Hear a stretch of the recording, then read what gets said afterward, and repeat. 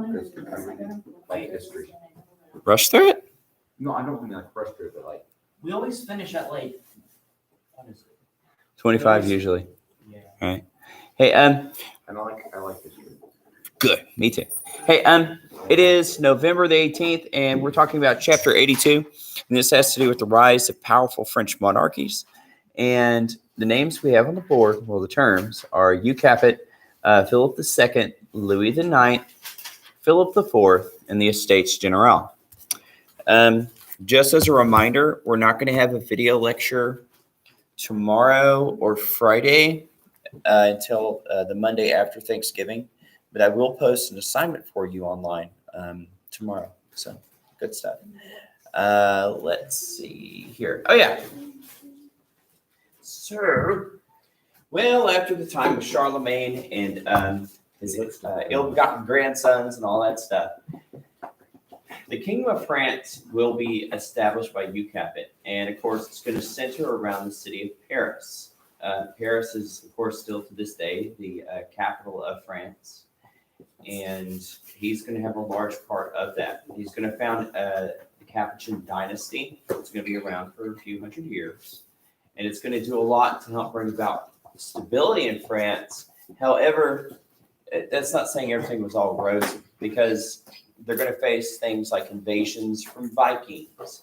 They're going to have a lot of warfare within their own nobility. So like the nobles, for the most part, are going to have a constant struggle with the crown. And not to mention like other problems that'll eventually come later, such as plague, 100-Year War with England, and stuff like that. And they're going to have quite a few kings who aren't really all that bright. You're going to have a couple of crazy ones too. All right, so here's a map of Paris in the late Middle Ages. Hey, Robert, we're this way. Robert, this way. So, yeah. So, so maps you see it's a walled city, and here in the middle you have Cathedral Notre Dame, which I think they're going to rebuild that. Eventually. But the thing is, like I've told y'all, cathedrals burn down sometimes. It happened in like the Renaissance and later on in time. They tend to get rebuilt. I mean, it's sad, but that doesn't mean it's forever. You're also going to have the prison fortress Bastille there as well. We'll talk more about that during the French Revolution. Here is a photograph of Paris in the Middle Ages, the best they could take back then. Wow. So, yeah. It feels like I'm really there. No one's really there except for that one guard on the dock. The whole city. Oh no, there's a guy on the mast. There's a couple of guys. Yes. This is my house. This is my whole house.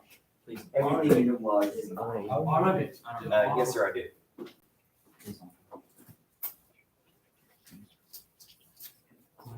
Oh, it is, and I can absolutely attend. It's every Monday and Wednesday is an A-day for us. It's the Fridays that flip for some reason.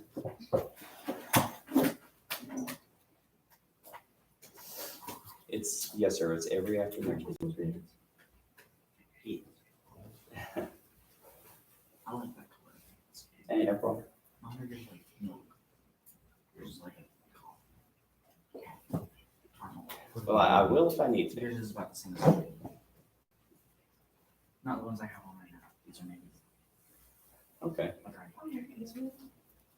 that's right. No problem. No problem, sir. Take care.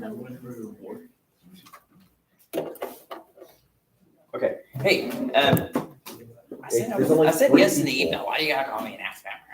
Okay, but all right. So moving right along. So here we have Philip II. Good kitten, Philip II. So Philip II is going to do a lot to help unify France because he's going to take away the French territory that was ruled by English kings, and he's going to bring it back to France, places like Normandy and stuff. And if you remember, he's the king who defeated good old John I, that same king who had to sign the Magna Carta and was humiliated in France What is wrong and with almost that got horse? excommunicated by the Pope. Huh? What's wrong with that horse? It's Which just No, not that horse. The other horse. white The one? white one. the white one. He got Looks like I cut. got cut. It's just fancy. It's No. but the butt. Ah. I guess it needs some ointment or something. I don't know. So it's a horse. He sweats. All right. So moving right along, here's Louis the Ninth. Louis the Ninth is going to be known as being somebody who's going to be a very pious king, right? So we've had kings in the past where we talked about they spent so much time focused on their spiritual life, they neglected the kingdom around them. Louis the Ninth was known as being different. He was known as being a good ruler, doing a lot to help care for the poor, the sick, the homeless, and things like that. In fact, he's going to symbolize something that's very common with medieval kings, especially in France.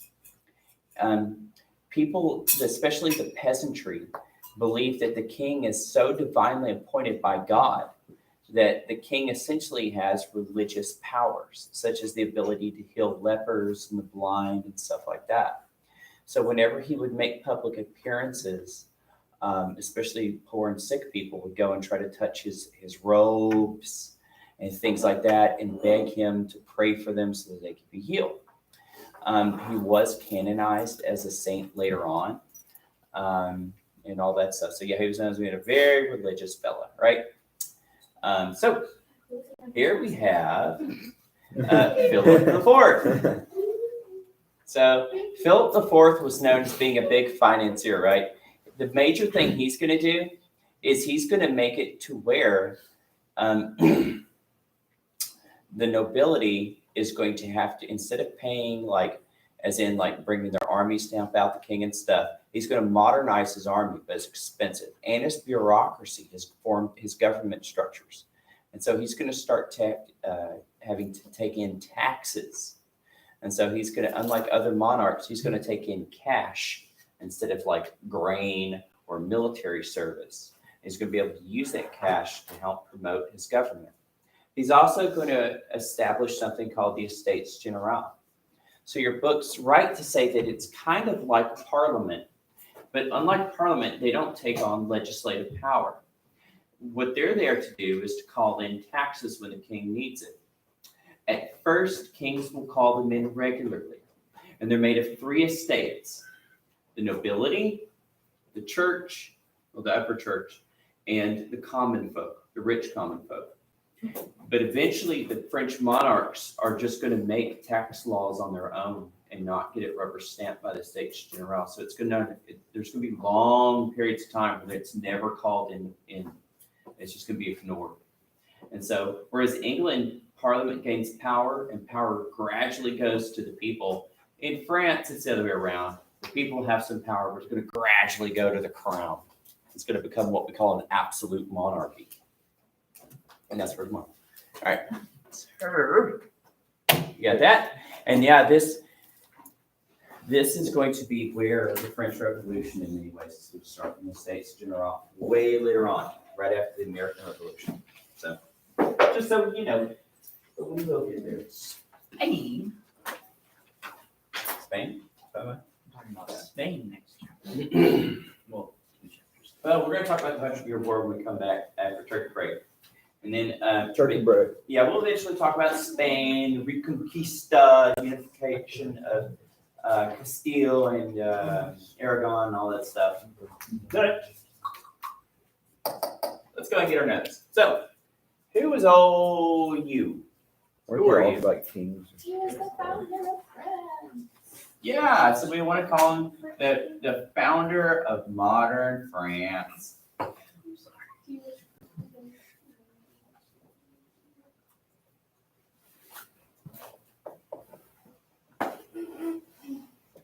That's pretty much it. Yeah, that's the king.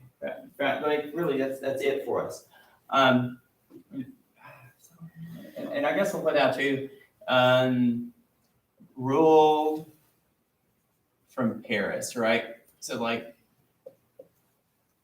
he wasn't a very powerful king, but you're going to help establish that the actual monarchy is going to be in Paris. And eventually they'll start adding lands to the Parisian whole and make France a little bit more unified.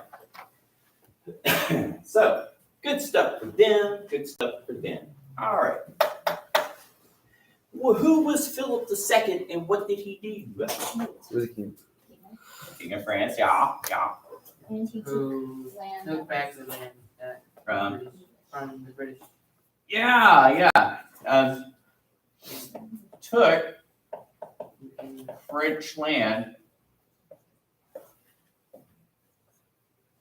such as Normandy,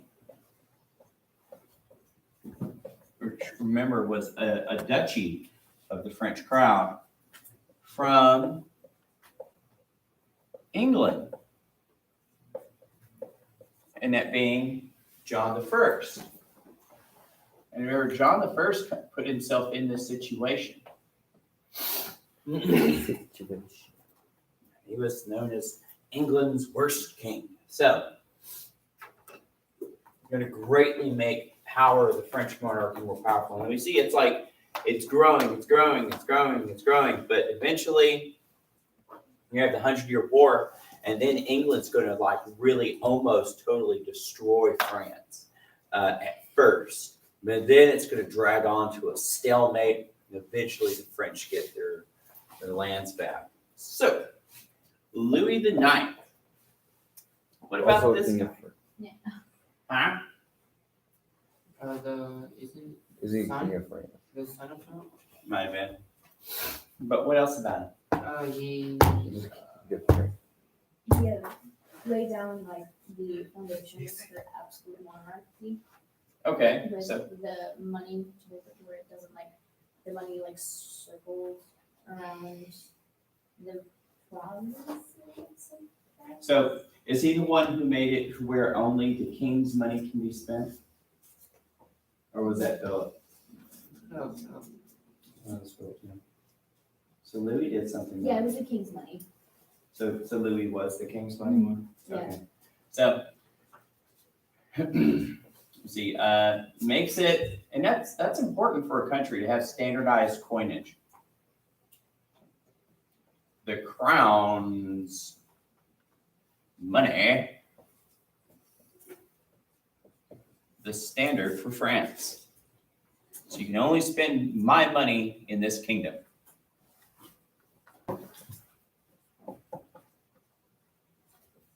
And what about his character? He was like Henry II. Was a very pious king.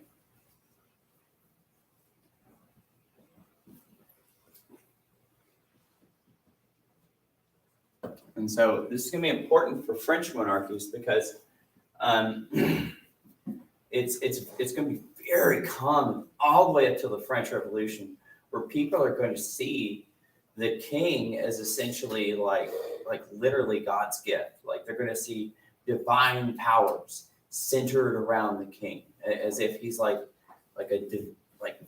King David reborn, amongst the people. Like they're going to see him as just like a very, very special person to guide them and all that stuff. All right, so good stuff.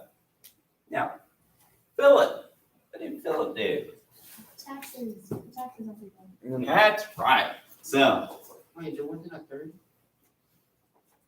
there is, but we're talking about important kings. Oh. One of the kingdom. Yeah, we're skipping like the lame ones, and some of them just died quick, or didn't do anything. Some of them were literally crazy, and they had to lock them up. So, all right, so that's what inbreeding gets you. All right, so Philip the Fourth. So, Oh yeah, that one. He was pretty on. Begins to tax rather than ask for feudal duties.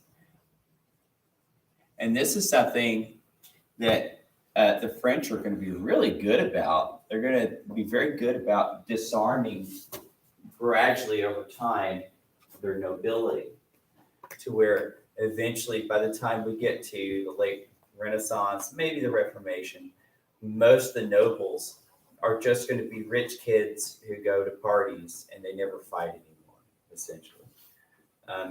So they'll do games like jousting for tournaments, but they won't fight anymore. Say what? Who's the face? Yeah, they really are. They really are. They're gonna be like trust fund babies, really. Like they're just gonna be there, like a trust fund baby, but they're not gonna be like the warrior nobles, going out like spilling blood and smacking around peasants. Though they will, just like peasants. Anything else about Philip? He established the States General. Yeah. So here, we'll put that down here. We'll put that down here. Established. Yeah. So established by Philip IV. And what three branches was it made up? The clergy, the nobles, and representatives from the commons. Yeah, made up by 3 estates. Nobles, the clergy. And so remember, this is a class-based society. So they're like, hey, every class of society is getting representation. Of course, were the serfs really? No, but whatever. All right. And what did they have the power to do?